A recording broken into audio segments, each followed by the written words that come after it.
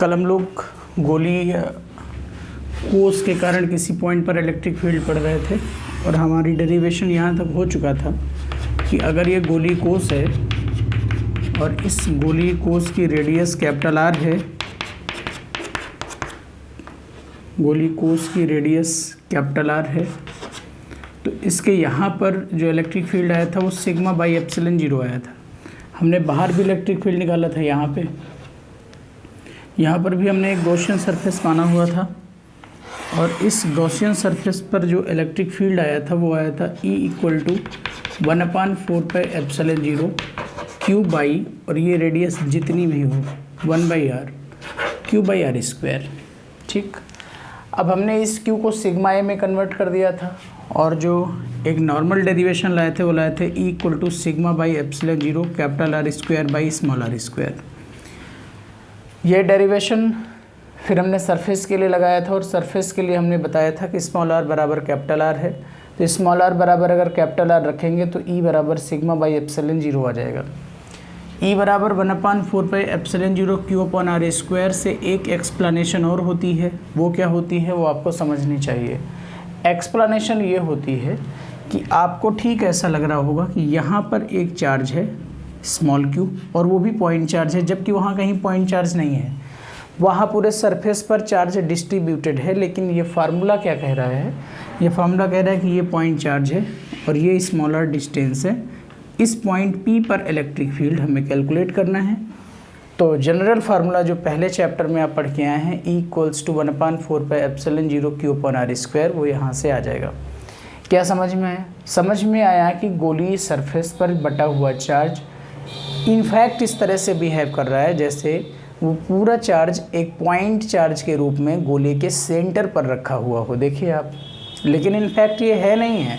In fact ये है कि गोलीय सरफेस पर चारों तरफ वो एक समान रूप से वितरित है स्मॉल q चार्ज, वो पॉइंट चार्ज के रूप में सेंटर पर रखा हुआ नहीं है। लेकिन ये फार्मूला एक्सप्लेन करता है कि पॉइंट चार्ज के रूप में पूरा चार्ज गोले के सेंटर पर रखा हुआ है और उससे स्मॉल r दूरी पर हम इलेक्ट्रिक फील्ड कैलकुलेट कर रहे हैं।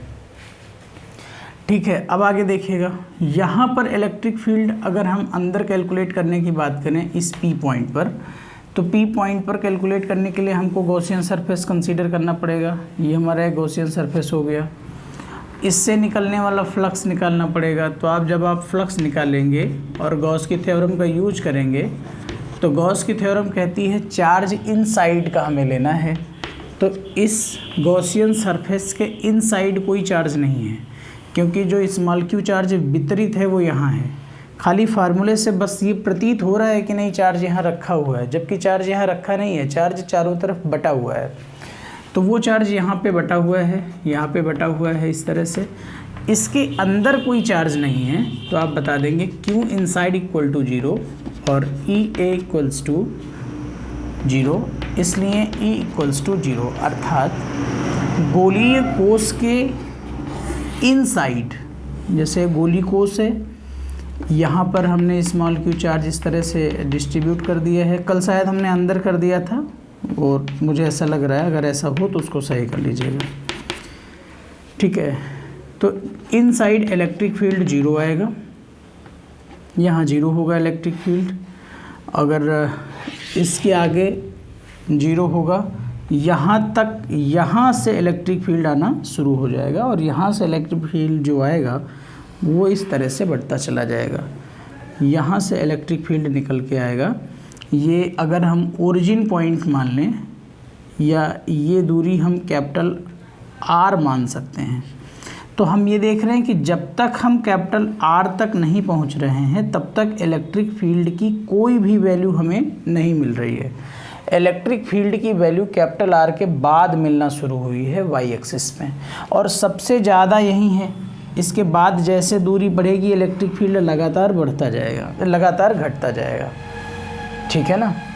और हम देख रहे हैं कि इस पॉइंट पर जब हम सेंटर पर हैं, ये y एक्सिस हो गया, ये x एक्सिस हो गया, x 0 है, y भी 0 है यहाँ पर, और धीरे धीरे फिर इलेक्ट्रिक फील्ड का मान इस तरह से जब हम सेंटर के बाहर आ जाते हैं सरफेस पर यहाँ पर, तो इलेक्ट्रिक फील्ड की वैल्यू आना शुरू हो जाती है। गोली कोष के भीतर इलेक्ट्रिक फील्ड का मान 0 होता है, गोली कोष के पृष्ठ पर इलेक्ट्रिक फील्ड की वैल्यू होती है, गोली पृष्ठ के बाहर इलेक्ट्रिक फील्ड की वैल्यू होती है। इस बात को हम ठीक से समझ पाए हैं। अब आइए एक क्वेश्चन पर और डिस्कस कर लेते हैं। वो क्वेश्चन क्या है? वो क्वेश्चन ये है कि मान लीजिए आपके पास एक लेदर की बॉल है। लेदर की बॉल का मतलब, हमारा मतलब है एक सॉलिड बैड कंडक्टर है, स्फेरिकल सॉलिड बैड कंडक्टर, मतलब कुचालक गोला, आवेशित कुचालक गोला। आवेशित कुचालक गोला कहने से मेरा तात्पर्य ये है कि गोले के अंदर से बाहर तक हर जगह चार्ज होगा। ऐसा नहीं है कि चार्ज केवल बाहर आ जाए। हाँ, अगर धातु का ठोस गोला है तो भी चार्ज बाहर आ जाएगा, क्योंकि चार्ज चालक की ऊपरी सतह पर होता है, बाह्य सतह पर होता है। लेकिन अगर वो ठोस गोला है तो इलेक्ट्रिक फील्ड हम कैसे कैलकुलेट कर सकते हैं, उसको हम समझेंगे। देखिएगा,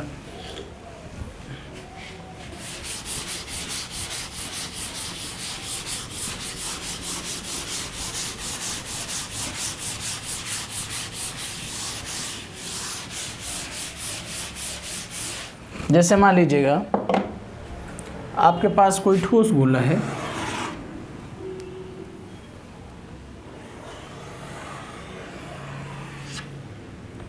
आपने ये कोई सॉलिड स्फीयर लिया हुआ है। सॉलिड स्फीयर को दिखाने के लिए चाहो तो थोड़ा सा यहाँ पे इस तरह से सेट कर दो इसको, तो आपको लगेगा कि हर पॉइंट पर इसके अणु हैं और ये खोखला नहीं है और कुचालक भी है, क्योंकि ये दशा कुचालक की ही है। इस तरह से क्या खास बात होगी? दो खास बातें होंगी। एक खास बात तो ये है कि यहाँ पर भी इसके पास चार्ज होगा, यहाँ पर भी चार्ज होगा और बाहर तो इलेक्ट्रिक फील्ड होगा ही होगा। यानी हर जगह पर हम इलेक्ट्रिक फील्ड कैलकुलेट कर सकते हैं, क्योंकि ऐसी दशा में इलेक्ट्रिक फील्ड अंदर भी आएगा। क्योंकि अंदर, जब आप अंदर गॉसियन सरफेस बनाएंगे, जैसा कि अभी पीछे आपने बनाया था, ये आपने अंदर गॉसियन सरफेस बनाया, तो अंदर गॉसियन सरफेस बनाने पर आपको दिखाई दे रहा है कि कुछ चार्ज तो बाहर छूट गया है, लेकिन कुछ शेडेड एरिया आपको अंदर दिखाई दे रहा है। इसका मतलब इस गोले के अंदर भी कुछ आवेश है। तो अगर गोले के अंदर कुछ आवेश है तो Q इंटरनल बराबर 0 हम नहीं लिख सकते ना। और इसका मतलब अगर Q इंटरनल बराबर 0 नहीं है तो E इलेक्ट्रिक फील्ड भी 0 नहीं होगा। यानी इलेक्ट्रिक फील्ड की यहाँ पे कोई वैल्यू होगी, बिल्कुल वैल्यू होगी। आप वीडियो को शेयर कर दीजिएगा प्लीज़, बिल्कुल वैल्यू होगी। और आइए सबसे पहले देखिए, आउटसाइड आप निकाल लेंगे, सेम तरीका है। सरफेस पर आप निकाल लेंगे, सेम तरीका है। तरीका यहाँ पे बदलता है। यहाँ पे क्या तरीका बदलता है? यहाँ पे तरीका बदलता है कि यहाँ पर पिछले वाले डेरिवेशन में इलेक्ट्रिक फील्ड 0 था, लेकिन यहाँ पे इलेक्ट्रिक फील्ड 0 नहीं है। बात नंबर 1 हो गई। बात नंबर 2, पीछे के हर डेरिवेशन में हमने देखा है कि चार्ज उसके सरफेस पर चला जाता है, उसकी आउटर लेयर पर चला जाता है। लेकिन यहाँ चार्ज जैसे बकेट में पानी भरा रहता है, जैसे अन्य कोई वस्तु किसी पात्र में भर दी जाती है, ये वैसे भरा हुआ है, मतलब वॉल्यूम में भरा हुआ है। पूरे गोले में अंदर चार्ज हर जगह पे भरा हुआ है। तो ऐसी दशा में हम आयतन आवेश घनत्व की व्याख्या करेंगे, ना कि पृष्ठ आवेश घनत्व की व्याख्या, ना कि रेखीय आवेश घनत्व की व्याख्या, क्योंकि वास्तव में इसमें आयतन आ चुका है। अच्छा, कुछ नहीं है। इलेक्ट्रिक फील्ड गोली कोष के कारण E = 1/4πε0 Q/r² होता है। मान लीजिए गोला जो ओरिजिनल है उसकी रेडियस R है, और यहाँ ये जो बनाया है आपने गॉसियन सरफेस, इसकी रेडियस r है। और यहाँ पर का इलेक्ट्रिक फील्ड, अगर हमको चार्ज मिल जाए कि इसके अंदर कितना चार्ज है, इसके अंदर अगर हमको चार्ज मिल जाए तो हम निकाल ले जाएंगे कि इलेक्ट्रिक फील्ड कितना आएगा, क्योंकि रेडियस हमको मालूम ही हो चुकी है। अंदर का चार्ज हमें निकालना बाकी रह गया है। कैसे अंदर का चार्ज निकालेंगे, चलिए हम देखते हैं। ये बताइए, अगर मैं कह दूं कि इस गोले का जो आयतन आवेश घनत्व है वो ρ है, तो आप ये कह सकते हैं चूँकि वॉल्यूम चार्ज डेंसिटी ρ = Q/V।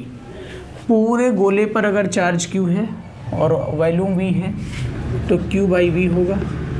अगर हम मान लें कि इस छोटे वाले गोले पर इसमें चार्ज Q डैश हो जाता है, इसका वॉल्यूम V डैश हो जाता है, तो भी ये चीज़ बराबर आएगी, क्योंकि आयतन आवेश घनत्व तो छोटे से बड़े के लिए उस पूरे पॉइंट में बराबर आता है। तो मैं इसको लिख सकता हूँ Q into 4/3 pi capital R cube equal to Q dash into 4/3 pi small r cube. ये कैंसिल हो जाएगा और Q डैश इक्वल टू आ जाएगा Q R cube by capital R cube. क्या इतनी बात आप सबको समझ में आ गई? चार्ज तो अंदर का आ गया, तो अब कुछ बचा ही नहीं है। अब देखो, अगर आप लगाना चाहो तो निकलने वाला अवयव फ्लक्स, कुल फ्लक्स और वो सब, तो वो सब आपको हम पहले बता चुके हैं, बार बार उसको करने की ज़रूरत नहीं है। हम बता सकते हैं यहाँ पे electric field at point P3 direct हम निकाल लें। आप निकालने के लिए पहले वही गॉसियस ऑसियस लगाइएगा sir. Electric field at point P3 E equals to 1/4 pi epsilon 0 Q dash by small r square equal to 1/4 pi epsilon 0 into Q dash की वैल्यू है Q R cube by capital R cube into small r square. ये cancel हो गया, तो यहाँ से answer आया E equal to 1/4 pi epsilon 0 into QR by R cube. क्या समझ में आ रहा है आपको? आपको एक विचित्र घटना यहाँ पे देखने को मिल रही है। वो विचित्र घटना ये है कि अभी तक आपने देखा था कि इलेक्ट्रिक फील्ड का मान या तो R पर डिपेंड नहीं करता है या फिर R की इन्वर्स पावर्स पर डिपेंड करता है। सभी डेरिवेशंस आप कुछ इस तरह से पढ़ के आए हैं, लेकिन ये एक ऐसा डेरिवेशन है जिसमें आप देख रहे हैं कि इलेक्ट्रिक फील्ड इस डिस्टेंस के बढ़ने के साथ साथ बढ़ रहा है। जैसे जैसे ये स्मॉल r बढ़ रहा है वैसे वैसे डिस्टेंस बढ़ रहा है, लेकिन कहाँ तक? सरफेस तक। कहाँ तक? सरफेस तक। और सेंटर पर, बिल्कुल सेंटर पर इलेक्ट्रिक फील्ड 0 है। लेकिन जैसे ही हम सेंटर से आगे बढ़ेंगे, इस तरह से बढ़ रहा है, लेकिन यहाँ पर आ जाएंगे जब हम, कहाँ? जब हम आ जाएंगे स्मॉल r बराबर कैपिटल R पर, यहाँ पर। अब हम सरफेस पर आ गए, यहाँ से चल के यहाँ तक आ गए। यहाँ पर आने के बाद फिर कंडीशन वही पुरानी वाली शुरू हो जाती है, E equals to 1/4 pi epsilon 0 Q by capital R square. तो जब फिर वही शुरू हो जाता है तो फिर ये ग्राफ यूँ होता चला जाएगा, ठीक है ना। जब तक हम गोले की सरफेस के भीतर रहते हैं तब तक इलेक्ट्रिक फील्ड इस R के अनुक्रमानुपाती होता चला जाता है। जैसे ही हम सरफेस पर आ जाते हैं, सरफेस पर आ जाओगे तो इस स्मॉल r का मान कैपिटल R के बराबर हो जाएगा, R से R कट जाएगा, नीचे 1/r स्क्वायर आएगा। इलेक्ट्रिक फील्ड वेरिएट करने लगेगा, वंस अगेन पुराने रूल्स के अकॉर्डिंग दूसरे हिसाब से घटने लगेगा। E proportional to 1/r square वाला फार्मूला एप्लीकेबल होने लगेगा। लेकिन उसके सेंटर के आगे और उसके सरफेस के पहले इस तरह से इलेक्ट्रिक फील्ड इन्वर्सली प्रोपोर्शनल दिखेगा स्मॉल r के। ये एक न्यूमेरिकल भी कुमार मित्तल में है, NCERT में भी है, और आप इसके ग्राफिकल रिप्रेजेंटेशन को भी ध्यान से समझ लीजिएगा, और ये डेरिवेशन भी। अच्छा, अब मैं बीच में कुछ बातें छुड़वा के आया हूँ। मैंने कहा कि यहाँ पे आप सरफेस एरिया मानेंगे, इलेक्ट्रिक फील्ड मानेंगे, DA मानेंगे। तो अगर आपने मेरे पीछे के सारे वीडियोस देखे हैं तो ये बात आप अब बहुत आसानी से कर लेंगे। अगर आपने नहीं देखे हैं तो आप देख लीजिएगा। और मैं देख रहा हूँ कि आप लोग बहुत चैनल को या बहुत वीडियो को सब्सक्राइब नहीं कर रहे हैं, कोई बात नहीं, लेकिन अगर आप कर देंगे तो ज़्यादा अच्छा होगा। अगर आप चाहें, आपकी इच्छा हो, तो आप लोग चाहें तो एक दिन में वीडियो वायरल हो जाएगा, ऐसी कोई बात नहीं है। तो प्लीज़ आप भी काम करते रहिएगा अगर हम आपके लिए काम कर रहे हैं तो। चलिए, चैप्टर कम्प्लीटली फिनिश हो गया है। गॉसेस थ्योरम से रिलेटेड जितने भी डेरिवेशन थे यूपी बोर्ड और CBSE बोर्ड के लिए सारे ख़त्म हो चुके हैं। कल हमने एक न्यूमेरिकल दिया था, उस न्यूमेरिकल पर हम डिस्कस करते हैं।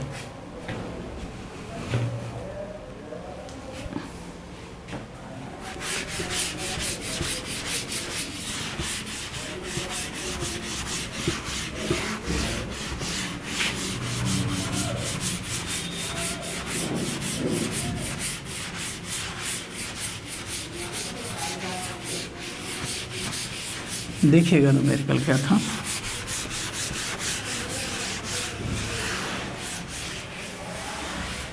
एक बच्चे ने हमको लगा कि भेजा भी है, इसके लिए थैंक। और जिसने भी नहीं लगाया है, मैं यही सजेस्ट करूंगा कि भविष्य में आप भी कोशिश करिए कि आप इसे लगा पाएँ। कुछ यूँ था, इस तरह से हमने एक आपको फिगर बना के दिया था और हमने कहा था कि इलेक्ट्रिक फील्ड ये कोई क्यूब है, अगर नहीं दिख रहा है क्यूबॉइड दिख रहा है तो भी उसे आप क्यूब मान लीजिएगा।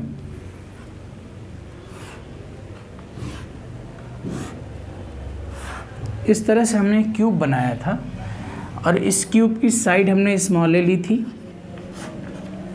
और ये हमने स्मॉल ए लिया था डिस्टेंस। हमने कहा था कि यहाँ पे जो इलेक्ट्रिक फील्ड गिवन है वो दिया है वो है अल्फ़ा x पावर 1/2 और अल्फ़ा की वैल्यू दी है 500 न्यूटन प्रति कूलाम मीटर की पावर 1/2, राइट। हमको बताना था कि इससे कुल कितना फ्लक्स गुजर रहा है और हमें ये बताना था कि इस घन से कितना आवेश संबद्ध है। इलेक्ट्रिक फील्ड कहाँ है? एक्स अक्ष की दिशा में। कौन कौन फ्लक्स दे सकता है? सिर्फ वही सरफेस फ्लक्स दे सकते हैं जिनका एरिया भी एक्स अक्ष की दिशा में आ जाए। अब जैसे इसका एरिया निकालेंगे तो परपेंडिकुलर ऊपर एक्स अक्ष के साथ 90 डिग्री का एंगल बनाएगा। इसका एरिया निकालेंगे तो इधर आ जाएगा, ठीक है ना। ये जो ऐसे बना हुआ है इसका भी एरिया 90 डिग्री, इसका भी एरिया 90 डिग्री। आपके पास केवल दो सरफेस बचते हैं, एक सरफेस ये है और एक सरफेस ये है। बचते हैं नहीं? इस सरफेस की जो साइड है, चूँकि ये घन है तो ये सारी साइड्स ए होंगी, ठीक। तो एरिया इसका कहाँ आएगा? इधर आएगा। इसका एरिया कहाँ आएगा? इधर आएगा। क्लियर? इसके एरिया को मैं लिख सकता हूँ ए स्क्वायर माइनस ए स्क्वायर आई कैप, क्योंकि एक्स अक्ष की नेगेटिव दिशा में इसका एरिया आ रहा है। और इसका एरिया मैं लिख सकता हूँ ए स्क्वायर आई कैप। सिर्फ इन्हीं दो फलकों से फ्लक्स गुजरेगा, बाकी किसी भी फलक से फ्लक्स नहीं गुजरेगा। नॉमिनेट कर लीजिएगा A B C D E F G H. आप बता देंगे कि केवल ए डी जी एच व बी सी ई एफ फलक को छोड़ करके सभी फलकों का क्षेत्रफल वैद्युत क्षेत्र के लंबवत है, अतः किसी भी अन्य फलक से इलेक्ट्रिक फ्लक्स नहीं गुजरेगा, क्योंकि फाई बराबर ई ए कॉस 90 हो जाएगा और फ्लक्स नहीं गुजरेगा। फ्लक्स केवल ए डी एच जी से गुजरेगा और बी सी ई एफ से गुजरेगा। तो हम यहाँ पे बता देंगे, स्पष्ट है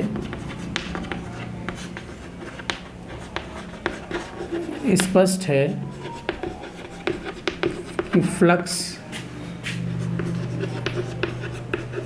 केवल ए डी जी एच या ए डी एच जी व बी सी ई एफ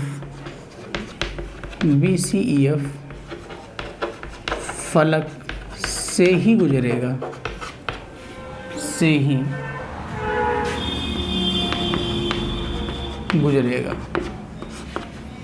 ठीक है। इसलिए ए डी एच जी से गुजरने वाला फ्लक्स